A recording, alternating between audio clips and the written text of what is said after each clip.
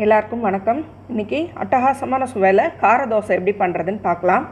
இதுக்கு ஒரு 10 சின்ன வெங்காயம், 4 வரமிளகா, ஒரு தக்காளி, கொஞ்சம் புளி, இது எல்லாத்தையும் மிக்ஸி ஜாரில் போட்டு ஃபைன் பேஸ்ட்டாக அரைச்சி எடுத்துக்கலாம். காஞ்ச மிளகாய் கொஞ்சம் கூடுதலாகவே போடலாம், நல்லா ஸ்பைஸியாக சூப்பராக இருக்கும்.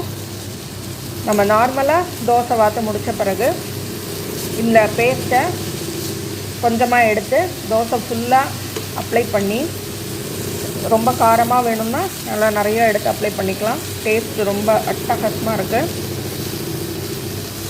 அந்த பேஸ்ட் எடுத்து தோசையில் ஸ்ப்ரெட் பண்ணி நம்ம முறுமுறுன்னு சூப்பரான கார தோசை ஈஸியாக டக்குன்னு ரெடி பண்ணிடலாம். ரொம்ப அட்டகாசமான டேஸ்ட்டில் இருக்குது. எல்லோரும் ட்ரை பண்ணி பாருங்க. தேங்க்யூ.